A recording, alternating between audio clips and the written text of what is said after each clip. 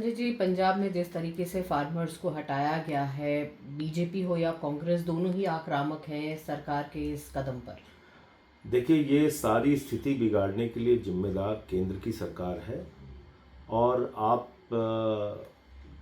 पूरा देश जानता है, आप भी जानते होंगे कि किस तरीके से हम लोगों ने, जब तीनों काला कानून आया था, उस समय किसानों के साथ हम लोग खड़े हुए थे। मैं तो सस्पेंड हुआ किसानों के मुद्दे पे, मुझे पार्लियामेंट के बाहर कर दिया गया घसीट के।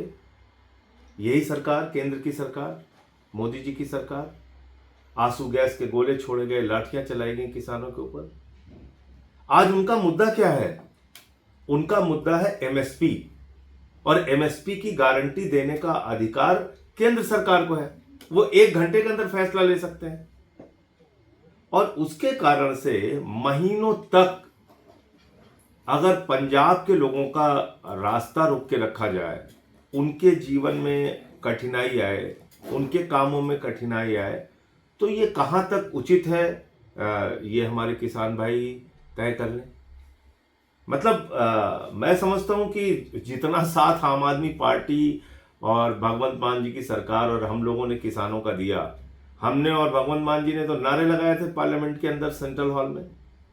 अरविंद केजरीवाल जी ने यहाँ किसानों को गिरफ्तार करने के लिए जब स्टेडियम मांगा गया, हमने स्टेडियम नहीं दिया। तो सवाल यह है कि आपकी मांग है केंद्र सरकार से, एमएसपी की गारंटी दे सकती है केंद्र सरकार, और आप पंजाब के लोगों का काम बाधित कीजिए, पंजाब के लोगों का रास्ता रोकिए। ये तो किसी भी स्थिति में उचित नहीं है। उधर सर, आरएसएस ने कहा है कि जो नागपुर में हुआ वो नहीं होना चाहिए था, लेकिन साथ ही साथ औरंगजेब पर बात करना रिलेवेंट नहीं है। देखिए, ये बातें कहने में आरएसएस हो या मोदी जी की सरकार हो, ये बहुत विलंब कर देते हैं। पहले चीजों को खुद से भड़काते हैं। भाई, कौन है बजरंग दल और विश्व हिंदू परिषद से जुड़े हुए लोग? ये सारे के सारे भारतीय जनता पार्टी से जुड़े हुए लोग हैं। तो आपको पहले से उनको समझाना चाहिए था। पहले आप एक फिल्म के नाम पे पूरे देश में नफरत फैलाने का काम करते हैं, फिर दंगे फसाद की स्थिति पैदा करते हैं, फिर जब दंगे फसाद हो जाते कहते नहीं नहीं ऐसा नहीं होना चाहिए। तो ये तो चित भी मेरी पट भी मेरी वाली बात है। तो आपको ये नहीं दिख रहा था कि किस तरीके से भड़काऊ बयान भारतीय जनता पार्टी के नेता दे रहे थे? भाई, नीतीश राणे कौन है? नीतीश राणे कौन है? वो बीजेपी का नेता नहीं है। वो उकसा रहा है कि कब्र खोद दो। तो मैं तो खुद ही कह रहा हूं कि अगर हिंदुस्तान में मुगलों की निशानी आप मिटाना चाहते हो, अंग्रेजों की निशानी आप मिटाना चाहते हो, तो ये तो विध्वंसक प्रवृत्ति है। फिर इसका तो कोई अंत नहीं है। फिर आप ताजमहल तोड़ डालो, लाल किला तोड़ डालो, जितने अस्पताल अंग्रेजों ने बनाए तोड़ डालो, पुल तोड़ डालो, रेलवे स्टेशन तोड़ डालो, इसका कोई अंत है क्या? अरे 15 अगस्त 1947 को ये देश आजाद हो गया, मैं बार बार कह रहा हूं। और आजादी के बाद इस देश की जितनी भी संपत्ति है वो 144 करोड़ लोगों की है।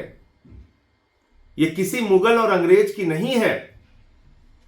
ये मोदी जी की सरकार की संपत्ति है, ये इस देश के लोगों की संपत्ति है। और आप अपनी ही सरकार के द्वारा प्रोटेक्टेड, एएसआई के द्वारा प्रोटेक्टेड जगहों को कह रहे हैं इसको हम तोड़ डालेंगे। तो ये तो आपका दोहरा चरित्र है ना। तो इसलिए आरएसएस ने ये बात कहने में बहुत विलंब कर दिया, और मैं समझता हूं कि मोदी जी को और आरएसएस को इस नफरत की राजनीति को रोकने के लिए फिर से ठोस एक पहल करनी चाहिए, और सोचना चाहिए कि ये देश किस ओर जाएगा। लोग कहां कहां पहुंच रहे हैं, और आप जो है इसी में लगे हुए हैं, नफरत फैलाने में, व्हाट्सएप यूनिवर्सिटी चलाने में। सर, दिल्ली की सरकार को 1 महीना पूरा हो गया है, कैसे आंकते हैं दिल्ली सरकार के 1 महीने के काम को? अभी और समय बीतने दीजिए, तब मूल्यांकन करेंगे। अभी तो 2-3 चीजें जो सामने हैं। सिलेंडर लोगों को वादा किया गया था, होली में नहीं मिला। 2500 रुपये का वादा किया गया था, 8 मार्च को सबके खाते में आएगा, महिलाओं के खाते में नहीं आया। तो अभी तो 2-3 बड़ी बातें दिख रही हैं। जो वादे किए गए थे वो जुमला निकला। अब आगे और देखिए क्या क्या करते हैं।